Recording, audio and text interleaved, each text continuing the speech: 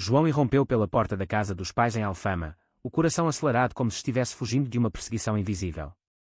Seus lábios ainda formigavam do beijo impulsivo que trocara com Miguel na lavandaria do bairro, um momento de fraqueza que ele nunca imaginara possível em público.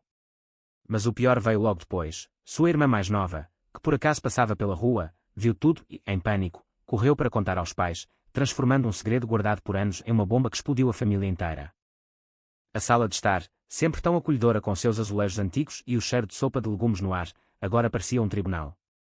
O pai, Manuel, um homem de 60 anos com mãos calejadas de anos como pescador reformado, ficou de pé, o rosto vermelho de fúria. É verdade, João? Diga-me que é mentira, gritou ele, a voz ecoando pelas paredes estreitas da casa velha. A mãe, Maria, sentou-se no sofá, as mãos tremendo enquanto segurava o rosário, lágrimas silenciosas escorrendo pelo rosto envelhecido. A irmã, Ana, de 22 anos, estava ao lado, arrependida por ter falado, mas incapaz de voltar atrás. João, com 28 anos, sentiu o mundo desabar. Ele sempre soubera que sua orientação sexual era um tabu na família católica conservadora, mas nunca esperara que a revelação viesse assim, crua e sem preparação. Eu não queria que soubessem assim, murmurou João, a voz falhando. Manuel bateu com o punho na mesa, fazendo os pratos tilintarem. Não queria que soubéssemos. Você acha que isso é algo que se esconde para sempre? Isso é contra Deus, contra a natureza. Como você ousa trazer vergonha para esta casa?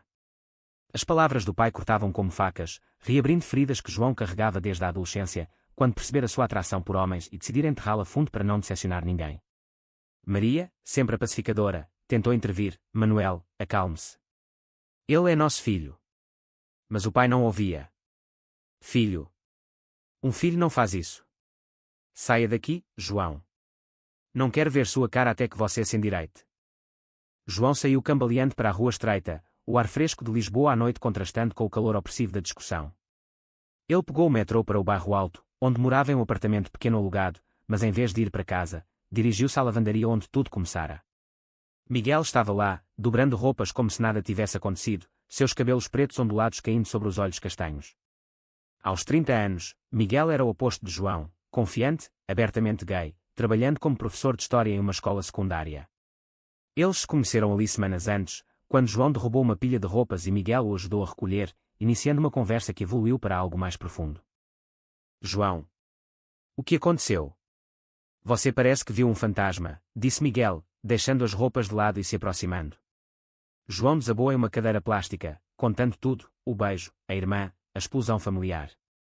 Miguel ouviu em silêncio, depois puxou João para um abraço rápido, mas João se afastou. Não, Miguel.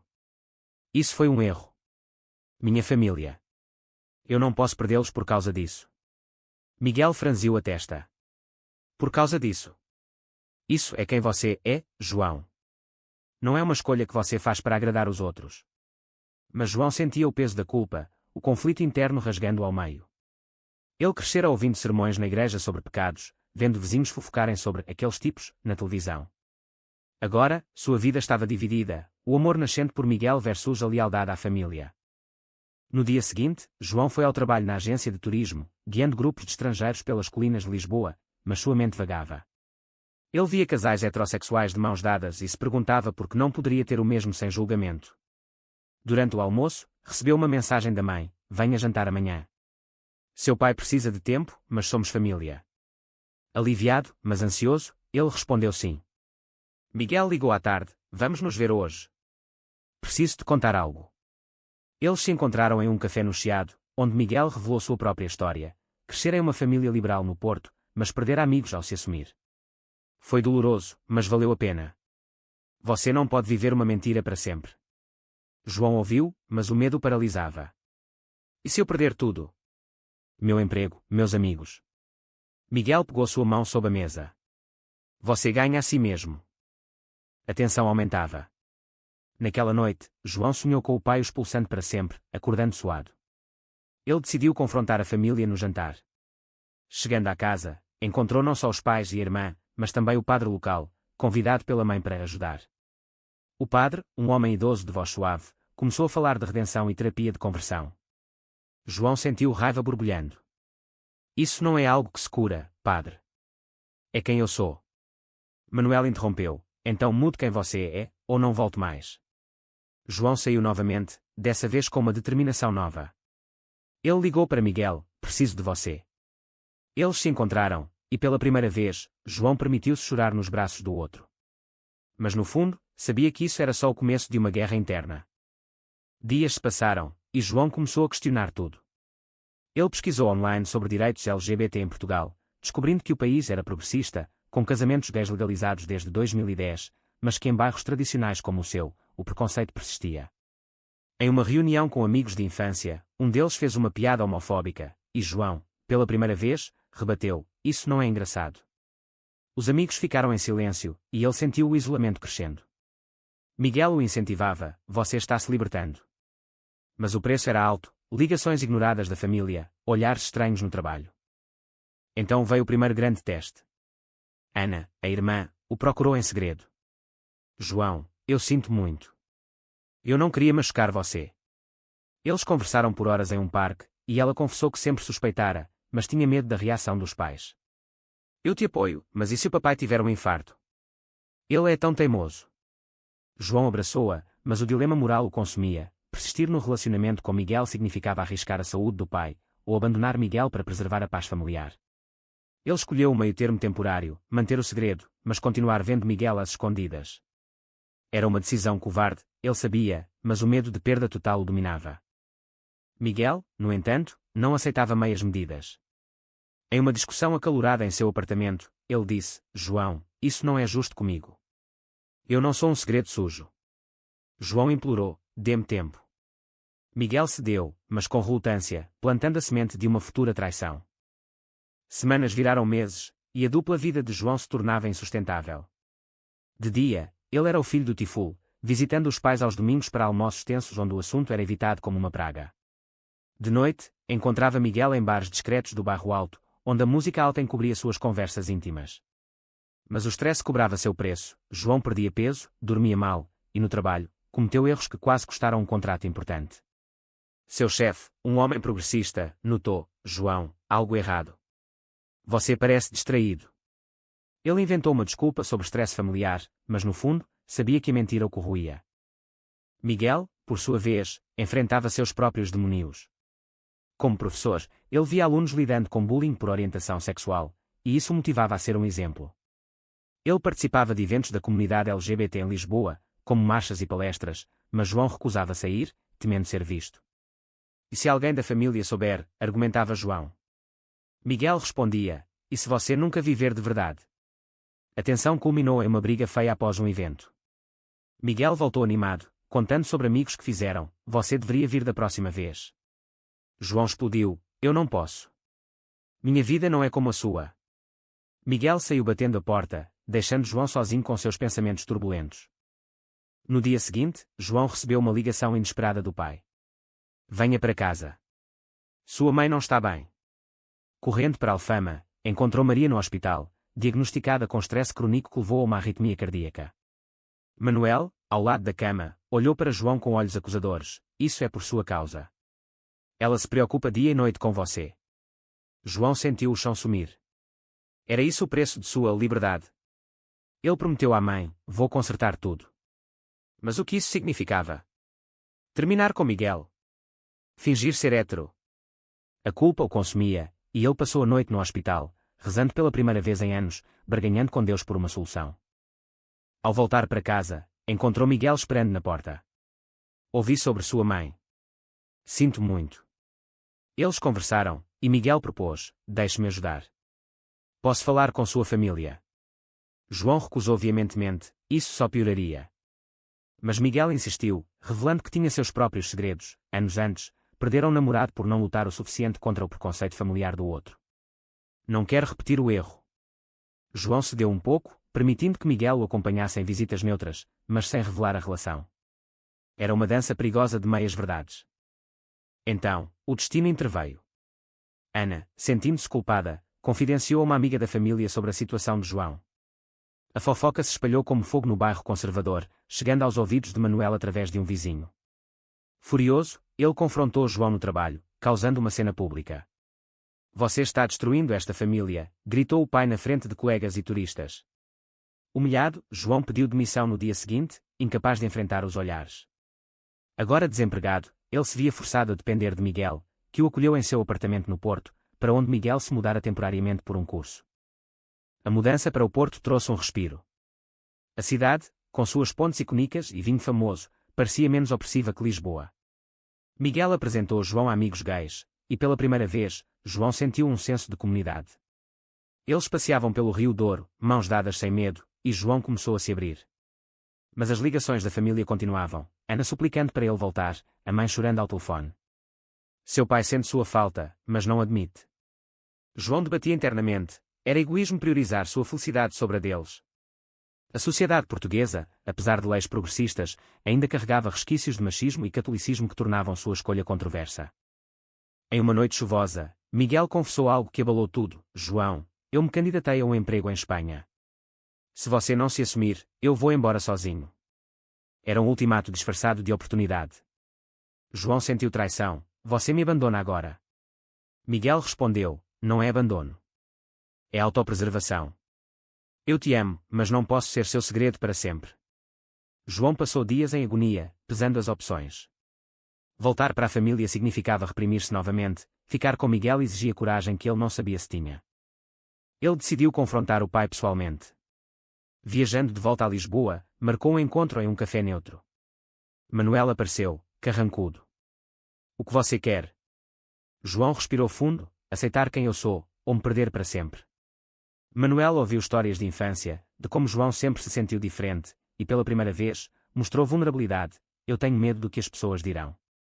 Mas no fim, disse, não posso aprovar isso. João saiu devastado, mas com uma clareza nova. Ele ligou para Miguel: eu escolho você. Porém, a escolha veio com consequências. Ana parou de falar com ele, alinhando-se ao pai, e a mãe, dividida, mantinha contato esporádico. João encontrou um novo emprego em uma livraria no Porto, mas o isolamento familiar o deprimia. Miguel, vendo isso, sugeriu terapia. Para lidarmos com o trauma. João concordou, e as sessões revelaram camadas profundas de culpa e raiva. A terapia se tornou um farol na escuridão de João. O terapeuta, um homem de meia idade em uma clínica no centro do Porto, ajudava-o a dissecar os conflitos, o dever filial versus a autenticidade pessoal. Você não é responsável pela felicidade dos outros, dizia o terapeuta. Mas João lutava contra anos de condicionamento. Enquanto isso, Miguel prosperava no novo emprego como coordenador educacional, promovendo inclusão LGBT nas escolas. Ele convidava João para eventos, e aos poucos, João participava, encontrando aliados inesperados. Mas o passado não ficava quieto. Uma carta chegou da mãe: seu pai teve um susto de saúde. Venha vê-lo. João viajou imediatamente, encontrando Manuel mais frágil, pós um episódio de pressão alta. No hospital, Manuel murmurou: eu errei em te expulsar. Era um pedido de paz. João esperava mais, mas Manuel acrescentou: mas não mudei de ideia sobre aquilo. Desapontado, João voltou ao Porto, questionando se valia a pena insistir. Miguel o consolou: dê tempo a ele. A tensão social se intensificava. No trabalho de João, um cliente conservador ouviu rumores e fez comentários homofóbicos. João rebateu, mas perdeu o cliente, arriscando o emprego. Isso é o preço da visibilidade, pensou ele. Em casa, discussões com Miguel aumentavam. Miguel queria oficializar a relação, talvez casar, mas João hesitava. E minha família? Miguel retrucou: e nossa família futura? O conflito ético o dilacerava, trair as raízes por um amor novo. Então veio a traição. Durante uma viagem de trabalho de João, Miguel encontrou um ex-namorado em um bar e, em um momento de fraqueza, beijou-o. Ele confessou imediatamente, arrependido: foi um erro, eu estava sozinho. João sentiu o mundo ruir novamente. Como você pôde? Depois de tudo que eu sacrifiquei. Miguel chorou: eu sou humano, João. Sua indecisão me machuca também. Eles brigaram feio, e João saiu, passando a noite em um hotel. Na solidão, refletiu sobre suas próprias falhas, sua covardia prolongada empurrara Miguel para isso. No dia seguinte, eles conversaram. João perdoou, mas com condições: vamos nos assumir publicamente. Miguel concordou, e eles postaram uma foto juntos nas redes sociais. As reações foram mistas, amigos apoiaram, mas familiares bloquearam. Ana ligou furiosa: você está matando o papai com isso. João defendeu-se: estou vivendo. Mas o dano estava feito, Manuel piorou, e a mãe culpou João indiretamente. João mergulhou em ativismo, juntando-se a grupos LGBT no Porto, palestrando sobre aceitação familiar. Isso o fortalecia, mas também expunha vulnerabilidades. Um dia, recebeu ameaças anônimas online, e quando o preconceito societal. Miguel o protegia, mas o medo crescia. Vale a pena? Perguntava João. Miguel respondia, sim, pela liberdade. Uma reviravolta veio quando Ana apareceu no Porto. Eu vim pedir perdão. Vi como o papai é teimoso, e percebi que te perder é pior. Eles se reconciliaram, e Ana prometeu mediar com os pais. Mas Manuel resistia. Em uma visita conjunta, ele disse, eu te amo, filho, mas não aprovo sua escolha. João corrigiu, não é escolha, é quem eu sou. Manuel saiu em silêncio, deixando a família fragmentada. João e Miguel decidiram morar juntos permanentemente, comprando um apartamento pequeno com vista para o Douro. A rotina se estabelecia, mas o custo emocional persistia. João sonhava com reconciliação total. O alto preço da autenticidade se manifestava diariamente. João perdia contatos antigos, mas ganhava novos na comunidade. Ele escreveu um artigo anónimo para um jornal local sobre famílias divididas por preconceito, que viralizou, trazendo tanto elogios quanto ódio. Miguel o apoiava, mas sua própria carreira sofria. Pais conservadores reclamavam de seu ativismo, ameaçando seu emprego. Estamos pagando caro, disse Miguel uma noite.